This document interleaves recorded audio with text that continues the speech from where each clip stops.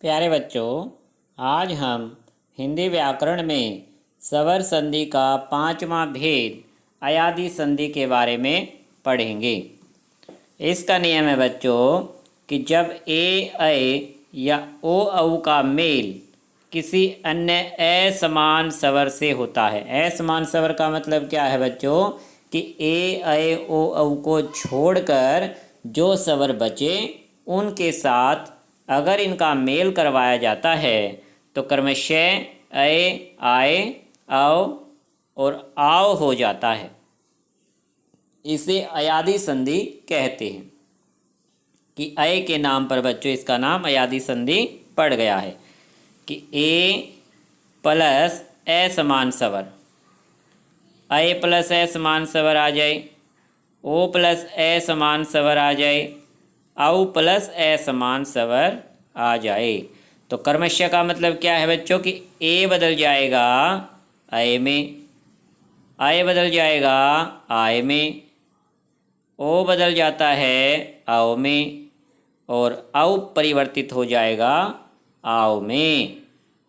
और बाद वाला जो असमान स्वर है बच्चों वह इसमें यूं का यूं शामिल हो जाता है। आइए इसे उदाहरण से समझते हैं कि ने प्लस अन नयन। ने में क्या शामिल है बच्चों? ए शामिल है, तो ए परिवर्तित हो गया अय में। समझ रहे हैं कि केवल ए परिवर्तित हुआ है अय में। बाद वाला जो ए स्वर है, अन में क्या है? पहला स्वर ए क्या है? इस ये में मिल जाता है तो यह कंप्लीट हो गया, तो नयन बन गया। आइए दूसरे उदाहरण से समझते हैं। चे प्लस अन चयन कैसे बना कि चे में क्या शामिल है? चे प्लस ए शामिल है, बाद में क्या आ गया? अन, यानी ए के बाद असमान स्वर का मेल है तो ए किस में बदल गया? अय में। ए परिवर्तित हो गया अय में।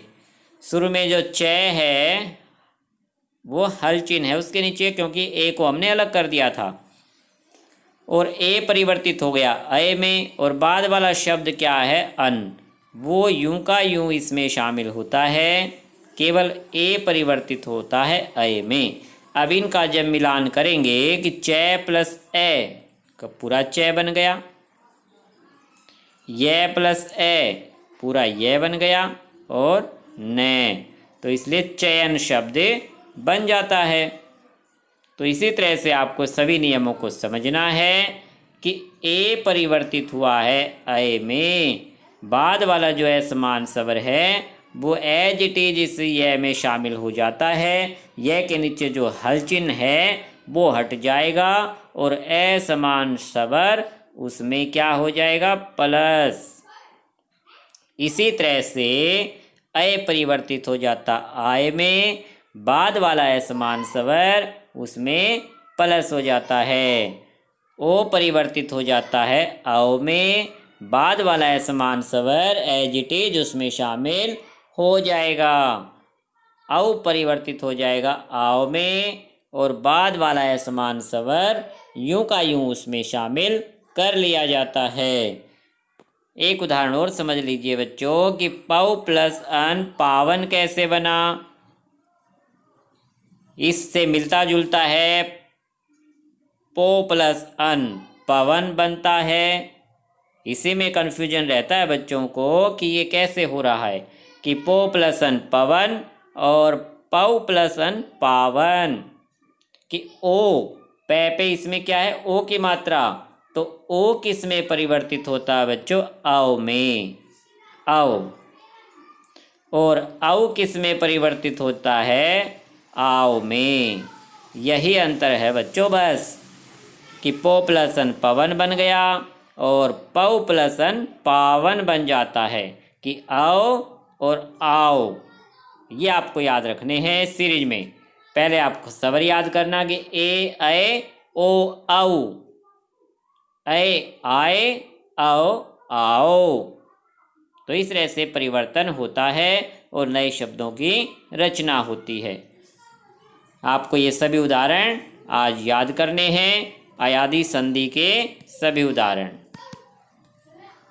ये भी अयादी संधि के उदाहरण हैं कि भो प्लस इष्य भविष्य, कि ओ के बाद ए आया है असमान स्वर, तो ओ बदल गया औ में, व के नीचे हल चिन्ह, और बाद वाला जो इष्य था वो यूं का यूं शामिल हो गया, तो व पे ई की मात्रा आ गई, तो इसलिए भविष्य बन गया। भो में से जब ओ बदल गया था अव में, तो भय आधा बचा हुआ था, भय में ए शामिल हो गया, क्योंकि व्यंजन में स्वर मिल जाता है, तो ये बन गया हमारा भय विषय, भविष्य। तो इस तरह से बच्चों शब्दों की रचना होती है संधि के नियमों के हिसाब से। ये थे हमारे स्वर संधि के 5 भेद। आज आपको इन 5 भेदों के सभी उदाहरण याद कर लेने हैं। नेक्स्ट टाइम हम पढ़ेंगे व्यंजन संधि के बारे में। अच्छा बच्चों, धन्यवाद।